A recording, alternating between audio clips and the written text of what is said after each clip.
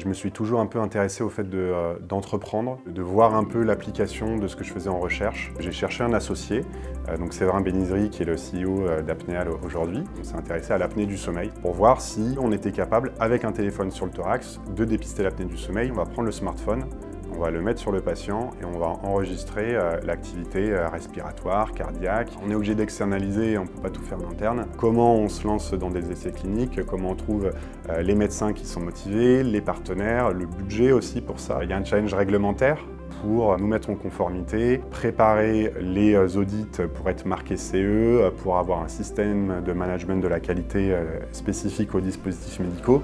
C'est quand même un gros parcours du combattant. Ce genre de process qui existe dans les grosses sociétés fabricants d'équipements médicaux, mais qui doivent aussi exister chez les startups d'une dizaine de personnes. Pour nous, ça avait beaucoup de valeur de travailler avec Stan pour nous aider à préparer tout le protocole, tous les documents qu'il fallait soumettre au comité d'éthique, à la NSM, le réseau aussi. Ça c'est quelque chose d'hyper important sur la partie clinique. Trouver les partenaires, les médecins, les investigateurs. En fait, on travaille main dans la main avec Stan pour établir une relation, garder une relation avec les médecins, en particulier sur le sujet des inclusions. Est-ce que les inclusions se passent bien? Est-ce que vous avez besoin d'aide? Il y a des documents réglementaires qu'il nous faudrait. Et puis nous, on fait surtout le travail de support technique. Par exemple, s'il y a un problème d'utilisation de l'application ou juste pour former les techniciens, les infirmiers, les médecins au début. C'est notre produit. Donc c'est nous qui faisons ces formations. Ouvrir en fait la recherche à la médecine libérale par le biais de Stan, pour nous ça faisait énormément de sens parce qu'on avait une petite étude clinique à l'hôpital, c'est bien,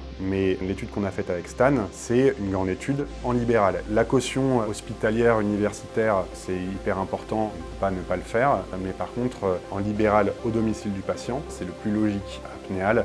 Ça va plutôt servir au domicile du patient qu'à l'hôpital. On a besoin des données à domicile pour avoir un algorithme robuste, nous permettre d'entraîner notre algorithme, mais aussi d'évaluer si ça fonctionne bien et cette fois-ci dans une pluralité de situations. On voit qu'il y a tellement de choses à faire et qu'il y a tellement de choses qui sont possibles de faire. Il faut juste les bonnes données, les bons algorithmes et donc il faut les bonnes personnes en fait pour avoir ça. Si on se relance dans des études cliniques, on fera à nouveau appel à Stan.